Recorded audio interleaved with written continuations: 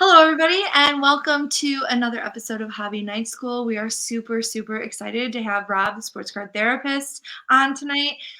We've been big fans of his podcast, and his information and his podcast was sort of the catalyst for us with Hobby Night School on like a smaller level when we first started sharing our trials and tribulations and what we learned and positives and negatives from our experience, and it's been so enlightening to just watch his podcast and what he's been doing, and we're really thrilled to have him here to sort of talk about what he's been up to within the hobby. I think first and foremost is we've had a lot of handsome people on this show, but you've never had somebody who's handsome and has a great haircut. This might be the best haircuts in the hobby together on one podcast when you get Rob and Jeremy together. So You are not wrong. in all seriousness, though, what Courtney said is very true. As we were seeking podcast and content within the space that we liked, I gravitated towards your show because I just love the transparency and you talking about going from $5 to 10 to 15, being active on Instagram to trading and stuff like that. And so very grateful to have you on, man. Thank you very much for inviting me, guys. You guys are definitely making some noise in the hobby. We have, I think, some mutual friends, and even aside from them, I've been hearing that you guys are doing incredible things. So it's an honor to be on your show, and I appreciate the kind words, big time. So now that we just started with something good, I'm gonna hit you with something bad. I've got a bone to pick with you. Many months ago, like let's say December, I was traveling for work. I was in Tampa Bay for the Bengals Buccaneers game. I came home and I'd been traveling quite a bit. And we were supposed to go to Chicago to do a show. And Chicago is essentially home for us. We relocated to Michigan a few years ago, but it's always good to go back. Courtney, the kids, everybody was sick. So when she said, "You come home, the cards are going to be out in the garage. You're screwed on laundry. Just go to Chicago, go shopping, work that Amex, give me those points, and get me something." So I'm like, okay, cool. I get into Chicago. I'm shopping. I find these dope jeans, a nice hoodie, and then I see a pair of shoes. And I'm like, man, you know what? Am I quitting at life if I go with the New Balance? And I said, what? I said, you know what? I hear my guy, Rob, rocking the New Balance. So you got the young kids with the Zion case and the Yeezys. I'm still in my 30s, but, to hell with it. I'm going to get myself a pair of New Balances. So I'm looking at these things on a Friday night. Oh, these joints were tight. They look good. I felt young. And now I have to preface this. When we do shows, we don't do a lot, but I don't allow sitting. And Courtney doesn't sit. I don't sit. We don't let our kids sit. We want it to be welcoming. We want it to be a good time. We don't want to be one of those curmudgeons who are miserable to be there. We want to. I don't sit either. I never sit at my shows either. I love it. Yeah. Now, we're fortunate because when we do these things, we bring our kids and we work their little asses, But now I'm solo, and so I've got to put in some work. So I get there at 7, set up by 8, and by 8:15, show doesn't start till 9. My foot is bleeding, and I hate my life. And all I can do in the back of my mind is MF the guy I listened to who said, "Buy New Balance." You must have not got the right versions. That's all I have to say, okay? Because let me tell you, I will sign my life on the line for New Balance 990s. Okay, that's what I rock, the 990s. Okay, it's the Rolls Royce of New Balances. So shame on me. I need to do a better job of. I probably got the 860s or some, like the lesser. I got the base model. I need to get the premium like you. So exactly. So the next week, you had to get the gold out of 10. That's what you needed. Okay, and you got the base. I went to Nike Town and I just went crazy. I'm like, and so the New Balance are sitting there. They look good, and every time I'm like, man, that red and blue would be very complimentary. And I'm like, nope, not on these feet. No. You got to go with the 990s, and the good thing too about New Balance, right? And I know like all stores will measure your feet and stuff like that, but let me tell you something. So I guess I have a wide foot. I never knew that. They measure my foot. They're like, you have a wide, so I get the 990.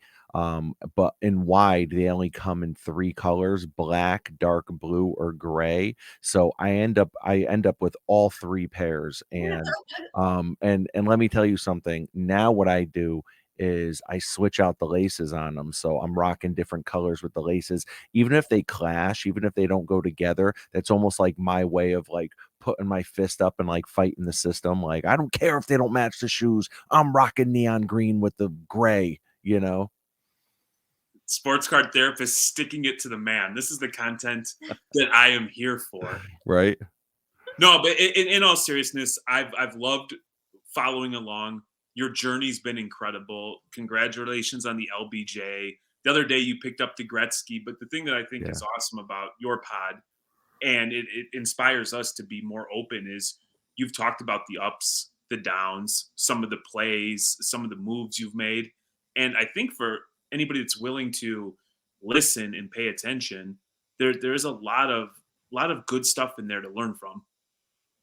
Yeah, I appreciate it, man. And it's like I think and we were talking a little bit before, we came on the air and you guys talked about how getting back into the hobby, you just really wanted to jump in and when you did so by starting up a podcast. That's basically what I did too.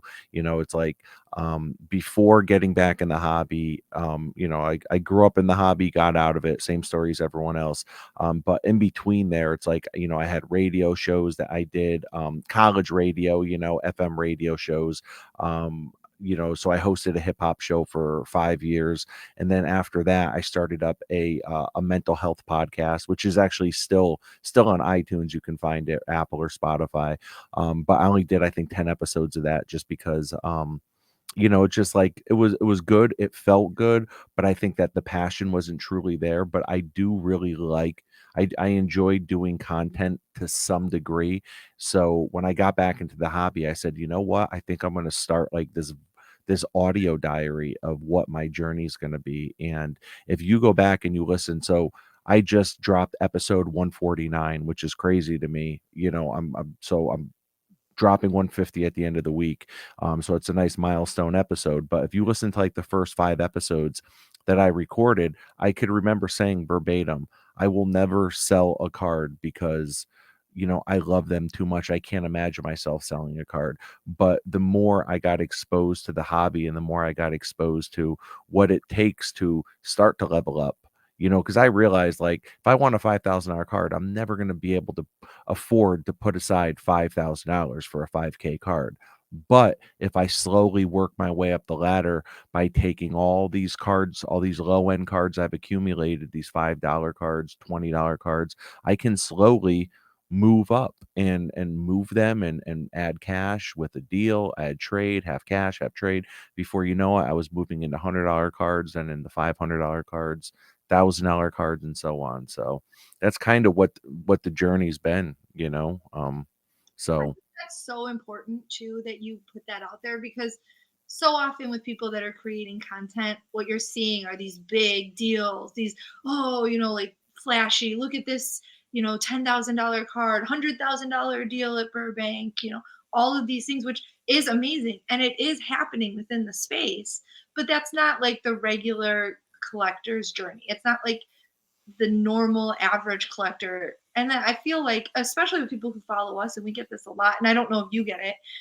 people like reaching out to us feeling like they're doing something wrong or they're not enjoying the space anymore because they're feeling like they're not like moving up fast enough or they're not, making these big splashy deals or they lost money on a card.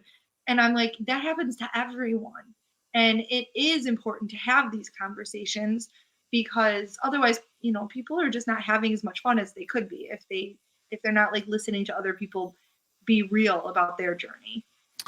Courtney, I could not have worded it any better. Okay. I think that th- there's such a small percentage of the hobby that really operate way up there, and it's almost like the Kardashians of the hobby. It's like just because we see them often doesn't mean that's actually reality for the rest of the world, and the thing is, a lot what I think people either fail to realize, or even if they do realize it, there might still be some like FOMO going on there. A lot of these guys that have $1 million to $5 million, $10 million collections. They have those collections because they were in this space for much longer than I was. So, they had cards that might have been worth maybe 100K, 200K in total. And within a few months, they started realizing like, holy crap, my collection is worth $1 million now. And so they started really operating in some of those spaces. And some of the people that have maybe been in it for a lifetime saw the writing on the wall and was like, you know what? I don't know where this is going to top off at, but I do know that it would probably be smart of me to sell now and maybe hold some of the money. So the really smart people sold when the market was hot, probably held the money. I'm sure they were buying and trading a little bit still, but now that the cards have kind of come back down to earth, I think a lot of them are probably buying again, and the crazy thing is too, and I've worked my way up to making some pretty decent sized deals, and they're the kind of deals that are like life-changing money, like even for me and my wife, but the thing is I put that money right back into cards. So it's like I almost look at it like it almost feels like it's not real money. It almost feels like monopoly money. Like it doesn't feel real. Like when you're transacting 20, 40K, that kind of stuff at shows, like if you truly sit down and think about the fact that this is money that if you just put it toward your mortgage, your house would be paid off for the next 2 years, 3 years. I mean, I think you'd have a different perspective on it, but I'm always scared to take money out of the hobby because I tell my wife, I say, "Listen, like, when I come back from a show, if I had a good show, say I made like, 3 to 5K or something like that. I had a great show at Foxwoods last week where I ended up moving a really big card of mine that I wasn't expecting to move. But long story short, I ended up doing like 25K in sales. Wasn't expected. So I came home and I was able to put like 7K towards some debt that we had. It felt really good to do that, but but I took the other 18K and put it right back into cards, tried to buy them at like 75 to 80% comps. So that way, when I sell, I can still make 20% on them. But one thing I tell my wife is, and she understands it, but she needs the reminder is like, listen, I can't keep taking money out just because I make money at shows. I can't keep taking money out and throwing it at bills and debt and stuff like that because sooner or later I'll run out of cards. Well, it's You like know, every business. If you don't reinvest back into it, eventually it's just going to dry up. And we are really diligent about keeping our hobby money and our self whole. And if we take money from ourselves and put it into the hobby, that's when we take that money back out and pay ourselves back like a business loan almost. yeah. And I think the more we've become responsible that way, the better it's been our experience within the space because we can see like, okay, we took a loss on this card, but we won on this card, and we're still net positive. So Yeah, and you know what? I mean, like, to keep it a buck, like, cards are addicting, like, buying is addicting, and as much as I don't wanna do it for the gram, that's not what I'm in this for, I'm in it for the hobby and the love of the cards.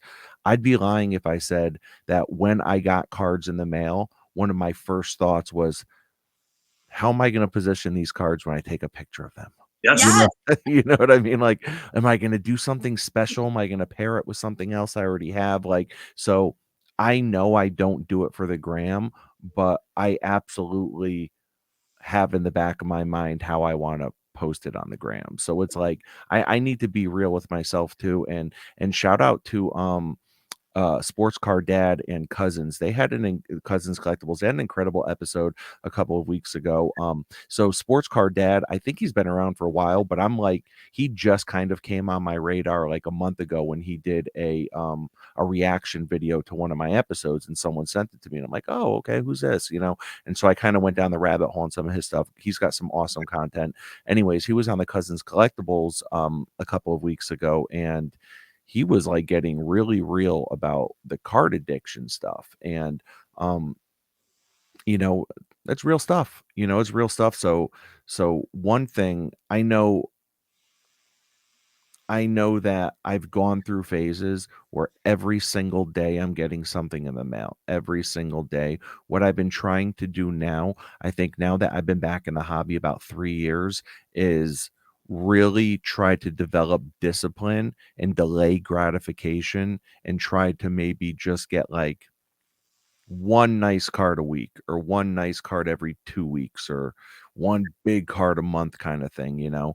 But I'm continuously consolidating and, like, leveling up. That's always kind of my mindset. So, I can go from, like, 40 slabs to, like, 18 slabs in a matter of, like, 2 deals. That's awesome. Sports card tantra, if you will.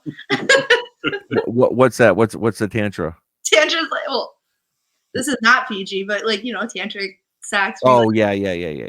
sports card. I use that delayed gratification, and that's where my brain went because I'm a disaster. Gotcha. Yeah. Okay, I gotcha. I wasn't sure if there was, like, a different kind of tantra you were talking about. Yeah. I'm like, is she talking about that? But yeah. Yeah. For all the simpletons, it's like sports card edging. That's awesome. No, Yeah. but with that, it forces you to become a better decision maker. And we've become very principled in when we buy and when we sell. And as much as opportunity, you learn real quick that there's a deal every day, a deal that you have to pull the trigger on every single day. So you learn to, okay, there'll be another one tomorrow. There'll be another one the day after that. There'll be one at the show. And we found that if you stick to your principles, you're better off. But it does. It takes some serious work. And then you said something about the how am I going to take a picture? We were talking with John, basketball card guy, the other day, and I'm like, what's Oh, going yeah. on now? Is buying the card or with that insane setup that you have, is it the actual picture and the way you're going to display it? And he was still getting the card in the mail. Yeah, absolutely. It's I actually just met him. Someone brought him up to my table and introduced us. Oh, Darren Midlife Crisis on Instagram. Midlife Crisis, he's become someone who's been a friend in the hobby, and we're always messaging back and forth and stuff, and he knew I was set up there, and I was kind of set up right in front of this huge show, and he walked right up and he's like, "Hey, do you know Jonathan, basketball card guy?" And it's crazy that I didn't know him. Like, I know of him, but I've never met him before. We've never conversated. He's actually from Connecticut, and come to find out, he just recently moved to the town I grew up in. oh wow, So yeah. I'm like, where in that town do you live? And he told me. I was like, we got to connect, man. We're only like 20 minutes away from each other now, so and I know that, I think it was like a little bit before I got back in the hobby. That's really when basketball card guy Jonathan started really catching steam. So I think a lot of people, I mean, because there was only a handful of people making content, and he was one of the really early guys, and some of those guys I kind of missed out on. So when people are like, "Oh my God, Jonathan, basketball card guy," or sports card dad, I'm like, I have no idea who those people are, and but it's fun to, like, discover them and start to discover their content. And because the same way people will tell me they go back and binge my stuff, I'll go back. If I discover someone's pod that I'm really into, I'll go back and I'll start binging all their stuff, because I am always looking for new content to binge, and I actually just started binging some of your guys' stuff. So it's been fun. My apologies in advance. Yes. Dad and I love him because he is really into the Stranger Things cards. So when they were like dropping the new ones, we were like, there was like a group of us that like the second that we heard anything, it's like DMing, hey, it's live. Here's the link. Go buy it, or look at this, or whatever. Nice. And so that was like, it's a sense of community and Yeah. in the hobby. Like it's not just like you have all like the people who collect the Bulls cards, and we have become really good friends with everyone who's like big Bulls fans because they know that we want the P will, and I know who wants the Jordan. I got a guy who collects nothing but Noah cards. So it's just you become friends, and it becomes this like, hey, I know this person looks for Peyton, and I know this person does that. And so for us, on top of the whole, thrill of buying the cards, it's the people and the friends that we've made, the connections like you were talking about. Like I never heard of this guy, and now all of a sudden I realize we have so much in common, and that's part of it for us too. Yeah, I mean, it really is all about community, man. I feel like, and I was just having this conversation with Tony on my most recent episode. I said I think the reason why I came back in the hobby in like 2010, left for a little while, came back in 2013, left for a little while. but never got connected to anyone. Like never joined a Facebook group, never made a card Instagram, never did any of that. So I kind of like came in, scratched that itch, and then left, and literally had no one to talk to about this stuff. And even this last time when I came in, the thing that I think kept me was finding content, was finding podcasts. And so the two, really there was two podcasts I just went back and started binging. And the two podcasts were I discovered Card Talk, and I discovered Stacking Slabs. So I started listening to them and binging them. And really, the fact that I was listening to them, that's what I think, that's what kept me in the hobby.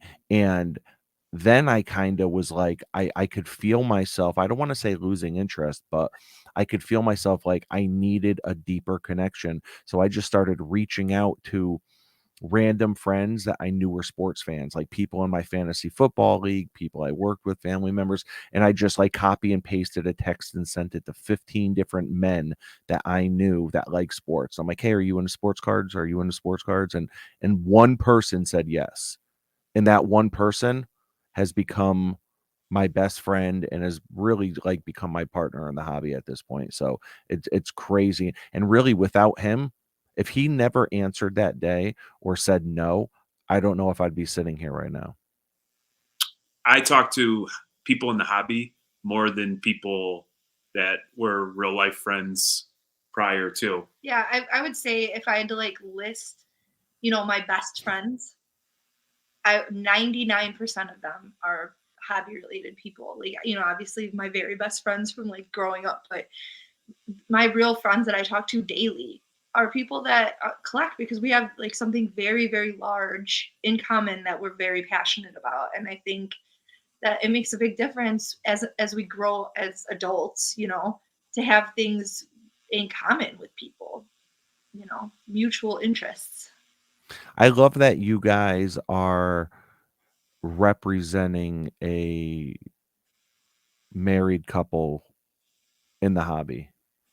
Because I can't, I mean, I'm sure you guys are, couples come upon your radar a lot more than they come upon mine, but off the top of my head, I can't really think of any other couples.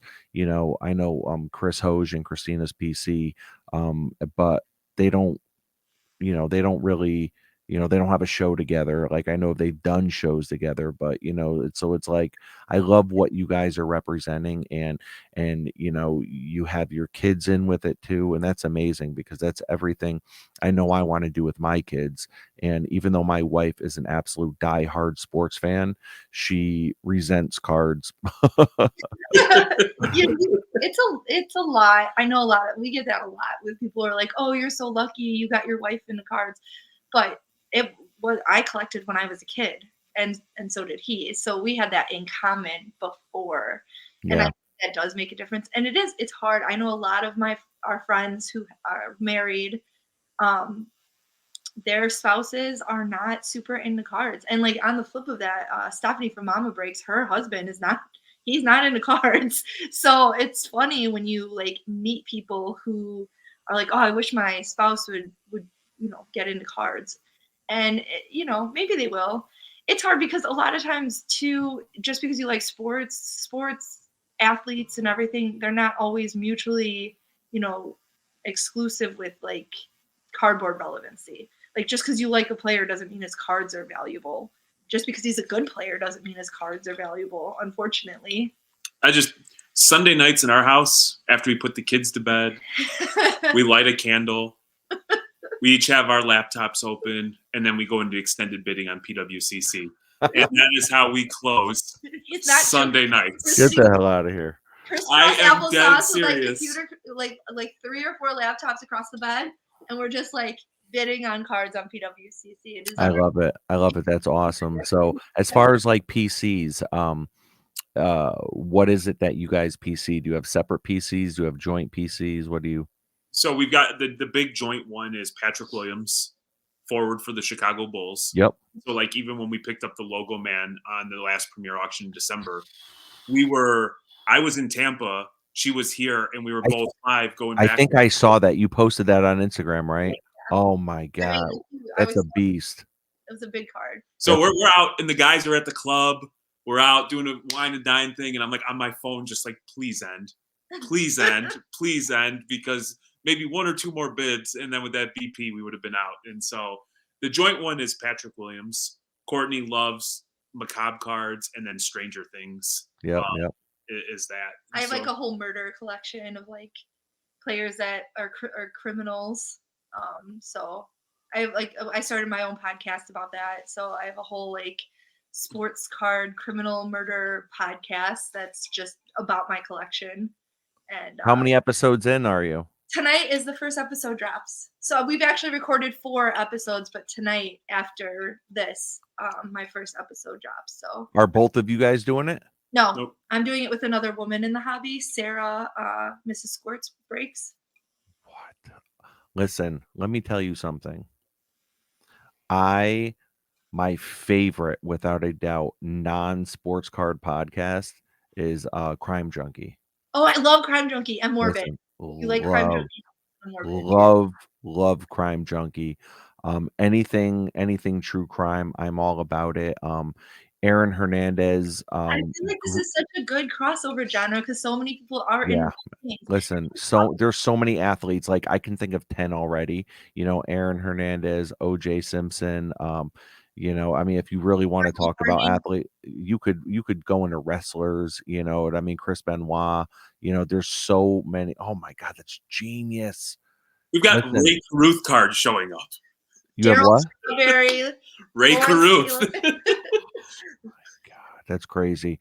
So I have a so yeah, Aaron Hernandez grew up about 20 minutes from me, and I work with the offender population, you know, and so I've met you know, a lot of gang members, specifically Bloods, that knew him and were like, yeah, Aaron Hernandez was absolutely a Blood.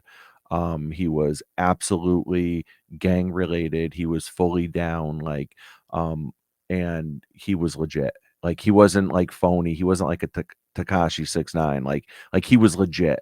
Like there's a reason why he was the one that pulled the trigger that night, and he didn't have one of his boys do it. You know, and so anyways, yeah. So Aaron Hernandez grew up 20 minutes from me, and I one day randomly at a show about 9 months ago, someone comes up to me with their Zion case. You know, I'm set up at my table and I'm flipping through, and I come across a Beckett graded Aaron Hernandez RPA. Wow. And I was like, need that. Need that. And yeah, if I knew we were going to be talking about this, I would have had it ready. It's right in my case right over here though. Like, yeah.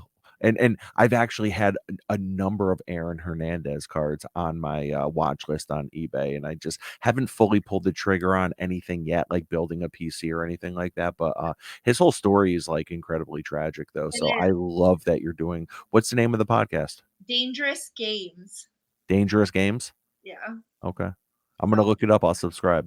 Thanks. I appreciate that. Yeah. So that's but that's another thing. It's like 2 things that I've been very passionate about. I really love true crime. I've always been a big fan of that. And it sounds so gross to say a fan. I find it intriguing. I find it interesting. I like to understand like how, you know, the mind works and learn a little bit about the victims. You know, I just feel like it's really important to, you know, tell these stories so people can learn from them. Are you do you find yourself, are you like in the Reddit groups, like the online sleuths and stuff like that? Yes, sir. I am in every group, and I also subscribe to newspapers.com, which is like basically I have access to every newspaper that's ever been scanned into every library. Like I was looking up newspapers from 1908 the other day and reading articles in them for because I was doing Red Downs, who was a baseball player that turned into a bank jewelry robber. He pulled off a huge heist in 1932. So it's been very interesting, and I've learned a lot about a lot of different things. And you learn a lot about the sports too, and like how they've evolved, especially when you're starting. And like I bought my first T206 card the other day, which I never would have if it wasn't for the fact that he was a criminal. So that is crazy. Listen, so much I want to say right here. First of all, much love and shout out to all the amateur online sleuths out there. And sleuth is like another term for detective, right? So shout out to all of you guys because first of all, it's I think from the outside looking in, if you took a quick glimpse at it, it looks kind of like, what are they doing? Why can't they let the victims rest in peace? Why are they like gossiping? It's like, no, listen, these people are trying to solve these murders, and there have been hundreds, if not thousands, of murders solved by people doing deep dives into a lot of these unsolved murder cases and just comparing notes, comparing evidence. Like before, everyone was kind of doing them in their own little, their own little privacy of their own home type thing, but now with, online forums, everyone you can compare evidence worldwide and just break cases like no other. So it's unbelievable, and that's why I love true crime type podcasts because the good ones do a job of telling the victim's story as well and really, make it kind of compelling.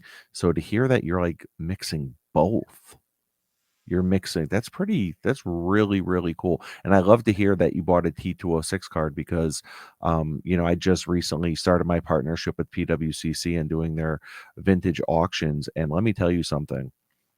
Every day I am learning so much about the history of the sports that we love and about these players because I'm doing my homework, man. I'm learning, like just an amazing, a disgusting amount of things about all these players, and it's so intriguing to me. Congratulations on the PWCC. I felt we were going to get there one way or another. Thank you, I think that appreciate it. I think that's awesome. We've been very open that I think vintage for us at some point becomes something that we dabble in, but the passion for it right now isn't quite there. And so Mhm. we're not going to force it. But one thing that comes across when you're talking about it is your passion and your thirst for knowledge or your zest. Uh, Yeah. so I'm excited that a company recognized that and you get to participate in highlighting some of the stuff that's going to be on their auctions. I appreciate that, man, and, kinda like you guys said, I think when you have a platform and you have listeners and you have an audience, I've had plenty of offers for, people, that wanna do some sort of sponsorship, this, that, and the third, and if it doesn't feel right, I'm not gonna do it. Just last night, I was talking with a company, and I was like, "I'm really behind this company. I think I might pull the trigger on actually working with them and being that guy that reads an ad on my podcast," something that I've been very, very cognizant of never doing, and at the end of the day, we just couldn't make it happen. I think we just couldn't really get the numbers to work and what I feel like my worth is, and there's a couple other content creators that I think are that I'm kind of that are, that we have similar notoriety, I guess you can say. I'm trying to think of a nice way to say it. And You're we not trying kind to of say exist. compare we kind of compare like, okay, like what is it you charge? What is it you know what I mean? And it's like because in a way it's almost like we're, you know, behind the scenes kind of like in talks to like create like a content creator union, so that we're not out there like cutting each other's throats and lowering the cost on what our worth is. It's a lot of Yeah, work. I don't think people realize how much work goes into these kinds of things and like the effort and time and energy. Well, he just said it. He said, "I'm working my tail off." He's got 2 kids. He's got a yeah. wife. He's got a career. A He mistress. No, Yeah. I'm kidding. He's and then he's consuming God knows how many hours of murder porn or whatever it is you people listen to. We really Oh, I don't wanna go over, too long on mhm. our time.